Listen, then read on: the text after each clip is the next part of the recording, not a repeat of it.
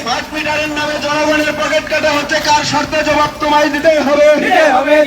অবিলম্বে রাজ্যের স্কুলগুলিতে শিক্ষার পরিবেশ ফিরিয়ে আনতে হবে। রাজ্যের স্কুলগুলিতে শিক্ষক সংকটে কার শর্তে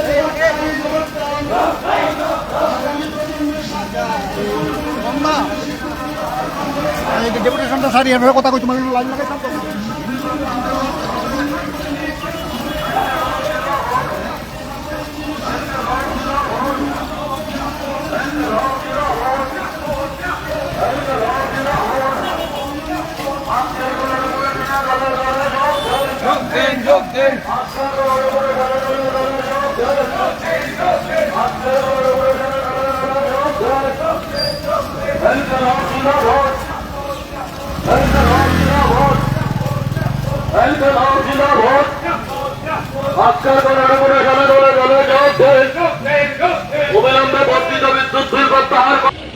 বিশালগড় মহকুমা এলাকার বিভিন্ন জ্বলন্ত সমস্যা যেগুলি আছে, স্থানীয় ভিত্তিতে রাস্তাঘাট, জল, বিদ্যুৎ, জলসেচের ব্যবস্থা, শিক্ষা ব্যবস্থায় যে বেহাল অবস্থা, এগুলি এর বাইরে হচ্ছে আইন শৃঙ্খলার অবনতি, সমাজ বিরোধী দৌরাত্ম্য, নেশার কারবারের সারা মহকুমা জুড়ে যেই বিরাট আয়োজন চলছে, এই সমস্ত বিষয়ে মহকুমা শাসকের আমরা দৃষ্টি আকর্ষণ করতে চাই।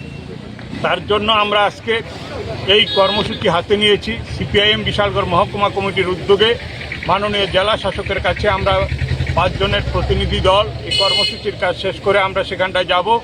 ওনার কাছে এই দাবি সনদ আমরা তুলে দিয়ে আসব।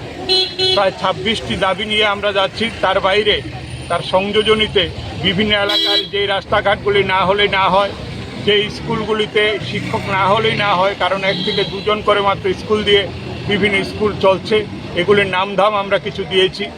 এর বাইরে আমাদের এই এলাকার মধ্যে আপনারা লক্ষ্য করেছেন যে আমাদের গণতান্ত্রিক পরিবেশ নেই।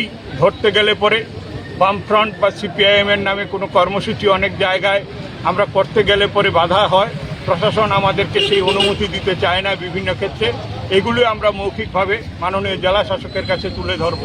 আমাদের মূলত এই মহকুমা এলাকার সমস্যাগুলি নিয়েই আমরা জেলা শাসকের দৃষ্টি আকর্ষণ করতে যাচ্ছি। তার সঙ্গে দ্রব্যমূল্য বৃদ্ধি, আমাদের বিদ্যুতের যেই অস্বাভাবিক মূল্য বৃদ্ধি, এগুলি তো প্রাসঙ্গিক আলোচনায় আসবেই, কারণ এগুলির কারণে মানুষের আজকের দিনে বেঁচে থাকার কোনো তার সামনে উপায় নেই। শ্রম দিবসের কাজ আপনারা দেখছেন যে কোনো শ্রম দিবসের কাজ প্রায় হচ্ছে না বললেই চলে। যাও হচ্ছে তার মধ্যে 2 নম্বরই কাজ করছে। বিভিন্ন জায়গায় মাতব্বররা টাকা হাতিয়ে নিচ্ছে। যোগ্য যারা ভাতা প্রাপক আবেদন করছে কিন্তু ভাতা পাচ্ছেন না, এই সমস্ত বিষয়গুলি তো রয়েছে।